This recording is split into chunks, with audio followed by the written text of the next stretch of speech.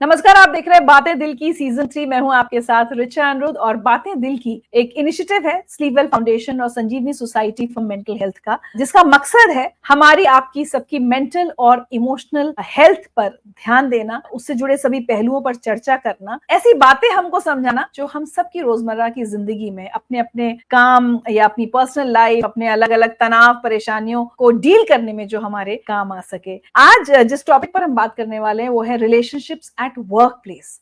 जब हम घर से निकलकर काम पर जाते हैं तो वहां हमारे रिश्ते कैसे होने चाहिए। शायद सुनकर लग सकता है कि रिलेशनशिप्स एट वर्क प्लेस का हमारी मेंटल हेल्थ से क्या रिलेशन है, लेकिन आज की जब आप पूरी बातचीत सुनेंगे तो आपको उसकी अहमियत समझ में आएगी। और उसको समझाने के हमारे साथ जुड़ रही हैं संजीवनी से volunteer counselor Vicky Rai. Relationships at work place आज हमारा डिस्कशन का टॉपिक ये है, लेकिन कई बार हमें ये लग सकता है कि अरे मतलब घर के लोग इंपॉर्टेंट हो सकते हैं, फ्रेंड्स इंपॉर्टेंट हो सकते हैं, हमारी इमोशनल और मेंटल हेल्थ का, वेलनेस का रिलेशनशिप्स एट वर्क प्लेस से क्या रिलेशन है। तो सबसे पहले मैं चाहूंगी आप वही बताएं हमें। एक पीछे बैकग्राउंड में अगर मैं थोड़ा सा जाऊं तो मैं ये कहूंगी कि पहली बात तो ये है कि हमारी रिलेशनशिप्स को लेके एक बड़ी नैरो डेफिनेशन है, परिभाषा है कि हम रिलेशनशिप्स को नॉर्मली सिर्फ रोमांटिक रिलेशनशिप से जोड़ देते हैं कि what is your relationship status, आप सिंगल हो, आप मैरिड हो या जो भी। आज जो हम रिलेशनशिप्स की बात कर रहे हैं उसका संदर्भ थोड़ा बड़ा है, थोड़ा गहरा है। देखा जाए तो हमारा रिश्ता, हमारा संबंध अपने आप से भी है, अपने शरीर से भी है, अपनी बॉडी से भी है, घर में दोस्तों से वो सब तो है ही, और नेचर, हवा, पानी, मिट्टी सभी से हमारा संबंध है। कहने का मतलब ये है कि हम जिस किसी के भी संपर्क में आते हैं उनसे हमारा एक तरह का रिलेशनशिप होता है। उसका इस बात के ऊपर निर्भरता नहीं है कि वो कितने समय के लिए, वो 10 मिनट के लिए हो, वो सालों के लिए हो, या पूरे जिंदगी भर का हो। आप किसी दुकान पे कुछ सामान खरीदने जाती हैं और जो सामान आपको चाहिए था शायद आपको वो मिल भी गया। जिसके साथ आपने वहां पे बातचीत करी 5 मिनट, 10 मिनट, 15 मिनट, उसका व्यवहार आपके साथ किस तरह का रहा,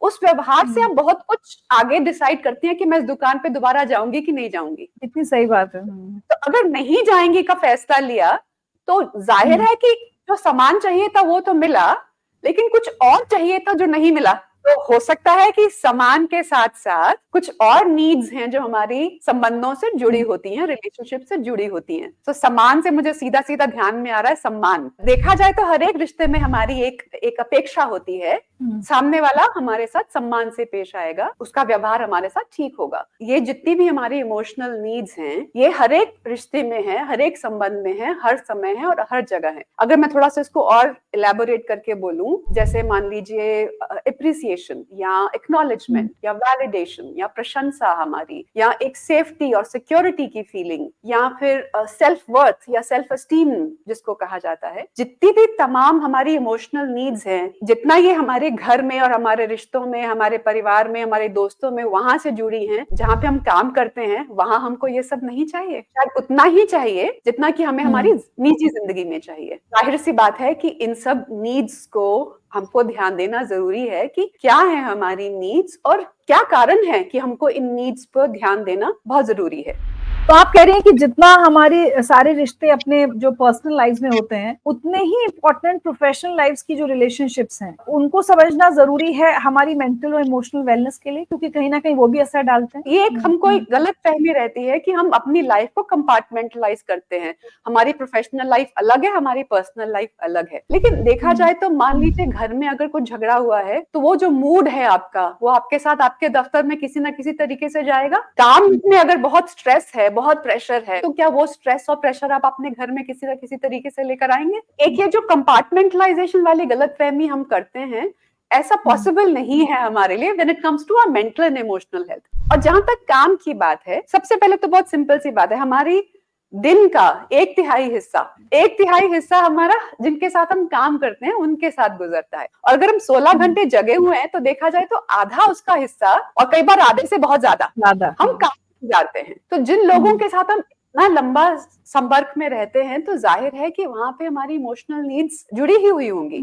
इसके साथ अगर मैं कहूँ कि मान लीजिए काम पे आपके जो संबंध हैं वो सपोर्टिव हैं, वो आपको अच्छा लगता है, तो ऑटोमेटिकली आपकी प्रोडक्टिविटी, आपके काम करने की क्षमता, काम में मन बेहतर लगेगा। और काम में मन ज्यादा अच्छा लगेगा तो उसका आपकी प्रोडक्टिविटी पे भी असर पड़ेगा, आपकी काम की क्षमता पे भी असर पड़ेगा। आपका काम में मन लग रहा है, आपका काम अच्छा हो रहा है, तो जाहिर सी बात है कि आपकी आगे जिंदगी में तरक्की, आपकी ग्रोथ, ये सब इसके साथ जुड़ ही जाएगा। और जहां तरक्की की बात आती है, सपोर्ट की बात आती है, सक्सेस की बात आती है, तो जाहिर है उसका हमारी सेल्फ एस्टीम पे, हमारी सेल्फ वर्थ पे असर होगा। और जो हमारी सेल्फ एस्टीम और सेल्फ वर्थ है, हम जहां भी जाते हैं उसको हम अपने साथ लिए जाते हैं। जैसे मैंने कहा कि पर्सनल लाइफ का और प्रोफेशनल लाइफ का जो कंपार्टमेंटलाइजेशन है वो इतना आसान नहीं है कर पाना।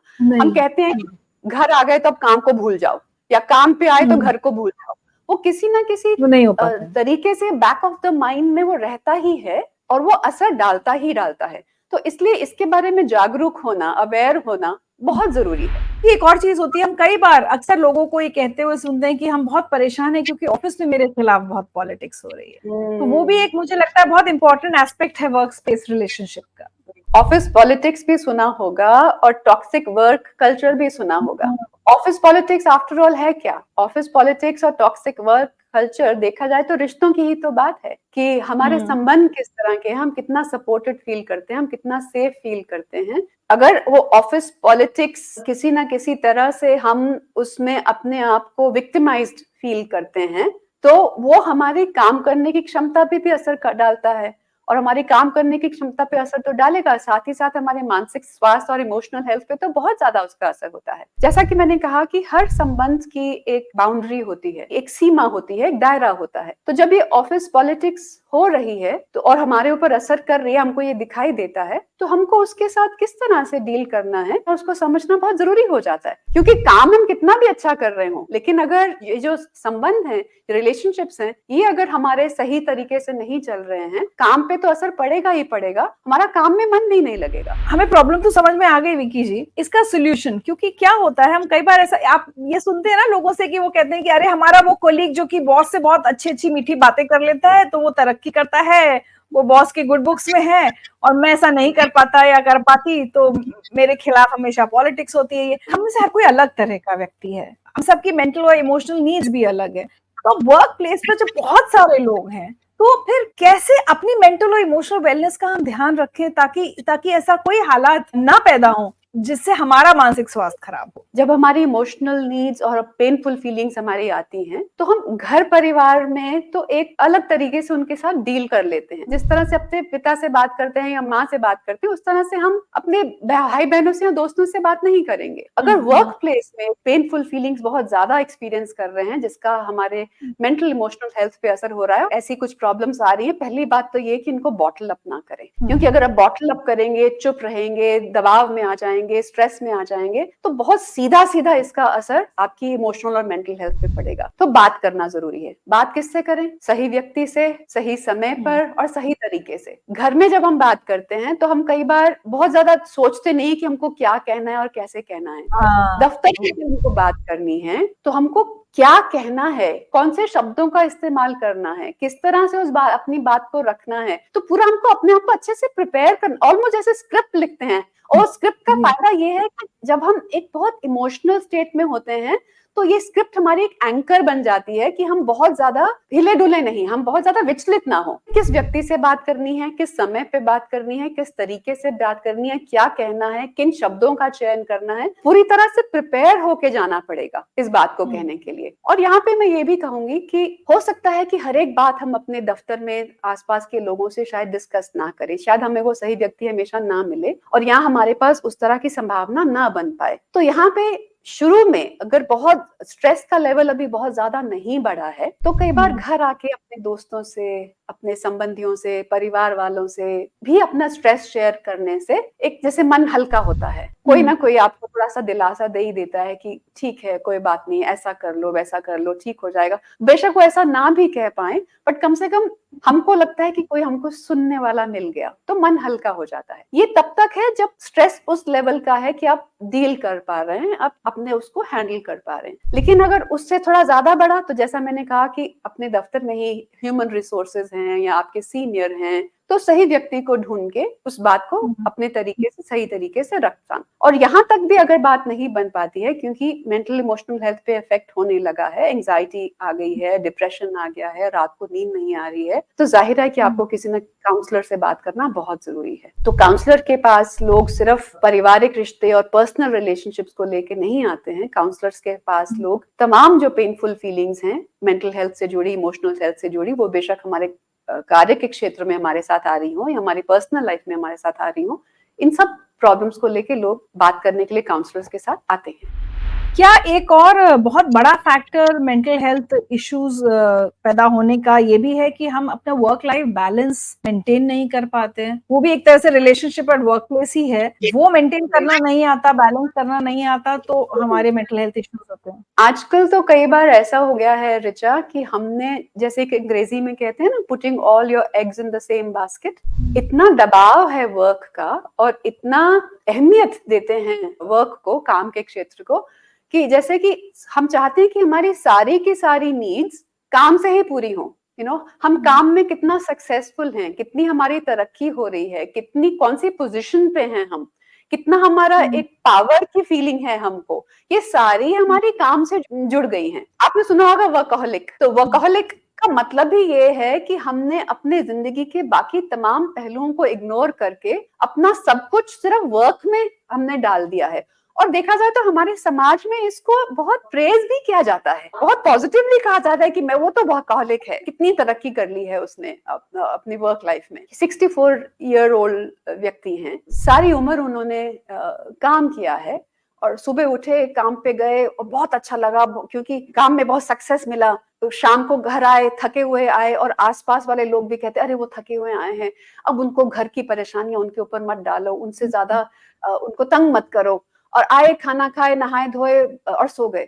तो घर के किसी भी रिलेशनशिप में इन्वेस्ट नहीं किया। जैसे ही रिटायरमेंट एज हुई और काम करने की क्षमता, क्योंकि शरीर भी एक उम्र के साथ साथ कमजोर होता है, और रिलेशनशिप्स में कभी इन्वेस्ट नहीं किया, तो बहुत ज्यादा अकेलापन और डिप्रेशन, ऑलमोस्ट सुइसाइडल की जगह पर पहुंच जाना, क्योंकि लगता है कि अब काम नहीं है तो जिंदगी बेमाने है, क्योंकि हमने कहीं ना कहीं सक्सेस और अचीवमेंट्स को सिर्फ अपने काम के साथ जोड़ दिया है, और हमने इस सक्सेस और अचीवमेंट का जो दायरा है वो बढ़ाया नहीं है। तो जब ये इस दायरे में या तो कोई खलबिली होती है, कोई प्रॉब्लम होती है, या ये दायरा अपने आप में थोड़ा सा सिकुड़ने लगता है, कम होने लगता है उम्र के साथ साथ, उम्र के पड़ाव के साथ साथ, तो हमारी जिंदगी बस सिमट जाती है। और जब वो सिमटने लगती है तब हमको लगता है कि और कुछ तो है ही नहीं जिंदगी में करने के लिए, अब हम क्या करें, हमारे पास हमारा दिन सुबह से लेकर रात तक हमको काटे नहीं कटता है। और ये होता इसीलिए क्योंकि वर्क लाइफ बैलेंस नहीं है, क्योंकि शायद हमारा कल्चर बहुत प्रमोट करता है काम के क्षेत्र में ज्यादा ध्यान देना और घर में निजी जिंदगी, पर्सनल लाइफ में कम ध्यान देना। जैसे आपने कहा रिश्ते सिर्फ ये, या तो प्यार का रिश्ता आपने कहा कि रिलेशनशिप मान लेते हैं हम, कई बार जब ऑफिस में या तो किसी को किसी से प्यार हो जाए या दोस्ती इतनी ज्यादा हो जाए कि कहीं ना कहीं वो ना पर्सनल और प्रोफेशनल रिलेशनशिप में व्यक्ति डिफरेंस करना भूल जाए कि भाई आप तो कॉलीग्स थे, कॉलीग्स की तरह मिले थे, लेकिन अब या तो प्यार हो गया है या दोस्ती बहुत गहरी हो गई है। ऐसे में बहुत मेंटल हेल्थ इश्यूज शुरू हो जाते हैं लोगों में। बिल्कुल हो सकती हैं, और देखा जाए तो आजकल तो बहुत सारी ऑर्गेनाइजेशंस में इन सब बातों को लेके एक काफी स्ट्रिक्ट पॉलिसी भी रखी गई है, क्योंकि स्ट्रॉन्ग अट्रैक्शन हो जाए या बाउंड्रीज नहीं रहे, पर्सनल और प्रोफेशनल जो एक काम की जगह पे होनी चाहिए, तो उन बाउंड्रीज के ना रहने से हो सकता है कि आप कुछ ऐसी एक्सपेक्टेशंस रखने लगे अपने सहकर्मियों से, और स्पेशली अगर ये जूनियर और सीनियर के बीच में हो और वो रिश्ता उस तरह से ना चले जिस तरह से आपने एक्सपेक्ट किया था, तो कहीं ना कहीं हरासमेंट जैसी बात, और आजकल तो आपने सुना होगा sexual harassment eight work place बहुत कॉमन सब्जेक्ट हो गया है। और ये हुआ इसी वजह से है कि कहीं ना कहीं हम उन दायरों को शायद नजरअंदाज करने लग जाते हैं या हम भूल जाते हैं।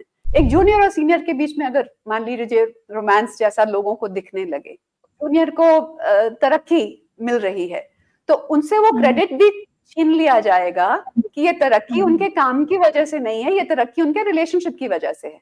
जैसे मैंने शुरू में कहा था कि आपका व्यवहार किस तरह का है काम के क्षेत्र में, आपकी छवि किस तरह की, आपका इमेज किस तरह का है। आपका काम कितना भी अच्छा हो, लेकिन आपकी छवि, आपका व्यवहार, आपका व्यक्तित्व, इन सबको नजरअंदाज नहीं आप कर सकते। इन सबको ध्यान देना बहुत जरूरी है। मान लीजिए आप लोगों के साथ इतना समय स्पेंड करते हैं तो आकर्षण कई बार हो ही जाता है, अट्रैक्शन हो ही जाता है। उस अट्रैक्शन को आप किस तरह से अंजाम देंगे, इसके बारे में, जैसे मैंने कहा कि अगर कुछ अनबन हो जाए, मतभेद हो जाए और कुछ कुछ बहुत दबाव और स्ट्रेस में आप आ जाएं अपने काम के संबंधों की वजह से, तो किस व्यक्ति से बात करनी है, किस समय बात करनी है, किस तरह से बात करनी है, ये सब आपको सोचना पड़ेगा और इसको ध्यान देना पड़ेगा। तो वैसे ही अगर एक कुछ अट्रैक्शन हो जाए तो तब भी आपको हो सकता है शायद आपको अपने सीनियर को इसमें इन्वॉल्व करना पड़े कि ऐसा हो रहा है, अब इसको किस तरह से किया जाए ताकि काम के क्षेत्र में इसकी इंटरफेरेंस ना हो या हमारी इमेज पे इसकी इंटरफेरेंस ना हो। क्योंकि आजकल बहुत सारे ऑफिसेज में ये एक बहुत क्लियर पॉलिसी है कि अगर इस तरह का कुछ होता है तो आपको वो डिपार्टमेंट छोड़ना पड़ेगा या आप दोनों में से किसी एक को वो डिपार्टमेंट से अलग होना पड़ेगा या शायद उस कंपनी से दूसरी करना जरूरी है। आई वुड से एक डेकोरम मेंटेन करना जरूरी है। तो ये सारी प्रॉब्लम्स या हम कहें कि रिलेशनशिप्स एट वर्क प्लेस का relation with mental and emotional wellness, ये तो आपने बहुत अच्छे से समझा दिया। कुछ अगर हम लोग ब्रॉड पॉइंट्स जानना चाहें विक्की जी कि कैसे ऐसे जिए हम लोग, ऐसे अपने काम पर जाएं कि रिलेशनशिप्स एट वर्क प्लेस भी सफर ना करे और हमारी मेंटल और इमोशनल हेल्थ भी ठीक रहे और हमारा वर्क लाइफ बैलेंस भी बन जाए, सारी चीजों में क्या क्या कुछ खास बातों का ध्यान रखना चाहिए? पहली बात तो है कि ये जो हमारे एक कल्चरल नैरेटिव बन गया है कि काम ही सबसे ज्यादा जरूरी है, थोड़ा सा उसको बदलना पड़ेगा। देखा जाए तो हमारा काम और हमारी पर्सनल लाइफ हमारी जिंदगी के दो बहुत अहम पहलू हैं और पहिए हैं जैसे हमारी जिंदगी की गाड़ी के। क्योंकि जरूरी तो है नहीं है कि काम के क्षेत्र में हमको हमेशा सफलता ही मिलेगी, स्ट्रेस भी आएगा, प्रेशर भी आएगा। तो हमको कई बार अगर हमारे घर में हमारे संबंध सही हैं तो शायद हम उन रिश्तों में अपने आप को संभाल पाएंगे। कई बार एक उल्टा जरूर होता है कि घर में हमारे संबंध ठीक नहीं है तो हम चाहते हैं कि हमारी सारी नीड्स काम से ही पूरी हो। हम पिक्चर देखने भी अपने सहकर्मियों के साथ जाएंगे, पार्टी भी अपने पीयर्स के साथ करेंगे और लेट नाइट्स भी उनके साथ करेंगे।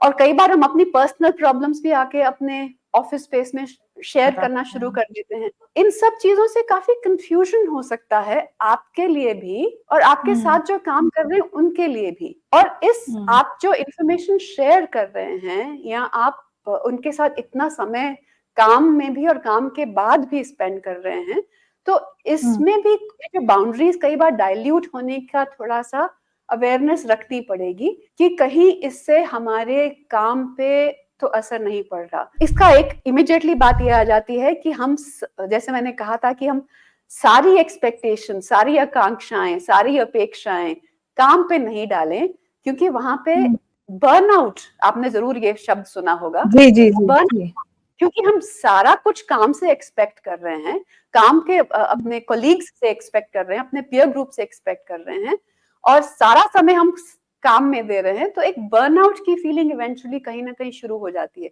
बर्नआउट का मतलब कि हम थके हुए फील करते हैं हर समय, घर में हमको सपोर्ट नहीं मिल रहा और ऑफिस में अगर इस तरह की कंफ्यूजन्स होने शुरू हो जाएंगे, समझ नहीं पाना कि हम किस तरह से अपनी बाउंड्री को तय करें, आसपास के लोग कोई ना कोई कुछ ना कुछ बोलेगा, कमेंट करेगा, तो उसका कहीं ना कहीं आपके ऊपर असर पड़ेगा ही।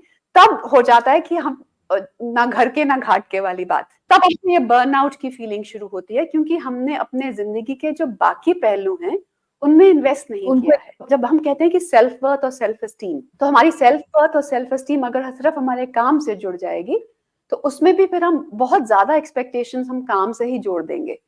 तो सेल्फ वर्थ और सेल्फ एस्टीम के भी बहुत बहुत और पहलू हो सकते हैं। हमारा इंटरेस्ट क्या है, हमारी पर्सनालिटी क्या है, फिजिकल हेल्थ, हमारी शारीरिक स्वास्थ्य। सबसे बड़ा एक पहलू है कि हमारी स्लीप, क्योंकि हम वर्क की स्पेस में स्ट्रेस और प्रेशर में हैं तो वो सीधा असर नींद पे डालता है। हमारी हमको नींद सही से नहीं आती है, घबराहट रहती है, एंजाइटी रहती है। तो अगर हम सोएंगे नहीं ठीक से तो हम फ्रेश नहीं फील करेंगे। फ्रेश नहीं फील करेंगे तो घर में तो किसी से बात करने का मन नहीं करेगा और हम उसको शायद इग्नोर भी कि छोड़ो, क्यों अपनी एनर्जी वेस्ट करो। लेकिन जब घर में आएंगे तब तो आपसे एक्सपेक्ट किया जाएगा ना कि आप सबके साथ एक डेकोरम से पेश आएंगे, एक सही तरह का व्यवहार होगा आपका, और आपका काम भी आप सही सही करेंगे। जो भी जिम्मेदारी है आपकी काम में, उस जिम्मेदारी को आप सही से निभाएंगे।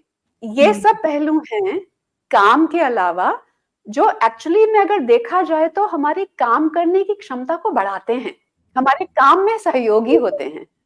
हमारे काम के जो रिश्ते हैं वो हमारे काम में सहयोगी हैं, और हमारे काम के बाहर के जो रिश्ते हैं, जो हमारे पर्सनल इंटरेस्ट हैं, हमारी फिजिकल हेल्थ है और हमारे पर्सनल रिलेशनशिप्स हैं, वो सब हमारे अगर अच्छे होंगे, सपोर्टिव होंगे, सशक्त होंगे, तो जाहिर है कि तो वो हमारे काम के बढ़ाएंगे, काम में मन भी लगेगा। हमको एक शिक्षा दी जाती है बहुत शुरू से ही कि अच्छी पढ़ाई करो ताकि अच्छी नौकरी करेंगे, और कोई भी ये नहीं कहता कि रिश्तों पे ध्यान दो, काम पे ध्यान दो सब कहते हैं, रिश्तों पे ध्यान दो कोई नहीं कहता, और हमें कोई नहीं सिखाता। और रिश्तों को किस तरह से संभालना है, खुद को रिश्तों में किस तरह से संभालना है, ये हम कई बार गिरते पड़ते सीखते हैं, कई बार बहुत ठोकरें खा के सीखते हैं। तो आई विश कि हमको शुरू से ही, जब हम बच्चे हैं और पढ़ाई लिखाई कर रहे हैं, और हमको ये भी कहा जाता है कि पढ़ाई लिखाई अच्छे से करो ताकि आगे जाके अच्छी नौकरी मिले, कोई ये नहीं कहता कि पढ़ाई लिखाई अच्छे से करो और साथ ही साथ रिश्तों पे भी, संबंधों पे भी ध्यान दो, क्योंकि सारी जिंदगी संबंध अच्छे चलेंगे तो काम ज्यादा अच्छा होगा, काम अच्छा होगा तो संबंध अच्छे होंगे ऐसा नहीं है, संबंध अच्छे होंगे तो हम काम को संभाल ही लेंगे। काम में कभी ऊपर नीचे होगा भी, और हमारे संबंध अगर स्ट्रांग है, फाउंडेशन हमारी स्ट्रांग है, तब उस काम को हम संभाल पाएंगे। इतनी खूबसूरत बात कही है विकी जी ने। तो मैं तो हमारे सब व्यूअर्स से ही कहूंगी कि आप पेरेंट्स हैं, अगर घर में बच्चे हैं तो प्लीज उन्हें ये सिखाएं कि अच्छी पढ़ाई करनी है, अच्छा काम करना है, लेकिन काम के साथ साथ रिश्तों पर ध्यान देना है, ताकि अगर रिश्ते मजबूत रहेंगे तो काम ऊपर नीचे होता रहेगा, लेकिन जीवन में जो आपका इमोशनल और मेंटल वेलनेस है उस पर असर नहीं पड़ेगा। जी, तो बहुत इंपॉर्टेंट आज हमें लेसन ये मिला है कि एक तो वर्क लाइफ बैलेंस बहुत जरूरी है, ये तो हम सब लोग जानते हैं, लेकिन उस बैलेंस को कैसे बनाकर रखना है ये कई बार हम लोग भूल जाते हैं। और वर्कहॉलिक को कतई कॉम्प्लीमेंट की तरह मत लीजिए आप लोग, अपने जीवन के बाकी पहलुओं पर भी उतना ही ध्यान दीजिए जितना हम अपने काम पर देते हैं। एक बाउंड्री, मुझे लगता है आज मेरे लिए एक टेक अवे ये है कि वर्क प्लेस पर एक बाउंड्री अपने कॉलीग्स के साथ सेट करना बहुत जरूरी है, एक दायरा जिसमें हर रिश्ते को रहना चाहिए, वही हमारे अपने कॉलीग्स के साथ भी रहना चाहिए। तो आज विकी जी के साथ हमने बात की है रिलेशनशिप्स एट वर्क प्लेस पर, लेकिन अगले एपिसोड में हम बात करेंगे निजी रिश्तों की, खासकर रोमांटिक रिलेशनशिप की, कितना जरूरी है उन्हें ठीक से संभाल पाना ताकि हमारी इमोशनल और मेंटल वेलनेस बनी रहे, हमारे मानसिक स्वास्थ्य पर उन रिश्तों का असर ना पड़े। तो आप लोग मैं फिर से कहूंगी, बातें दिल की सीजन 3 के सफर पर हमारे साथ जुड़े रहें, बहुत बहुत इंपॉर्टेंट इन्फॉर्मेशन आप सबको मिलेगी जिससे आप अपनी और अपनों की मेंटल हेल्थ का अच्छे से ख्याल रख सकेंगे। Thank you so much Vicky ji, इतनी अच्छी जानकारी और इतनी अच्छी बातचीत के लिए। Thank you so much Richa.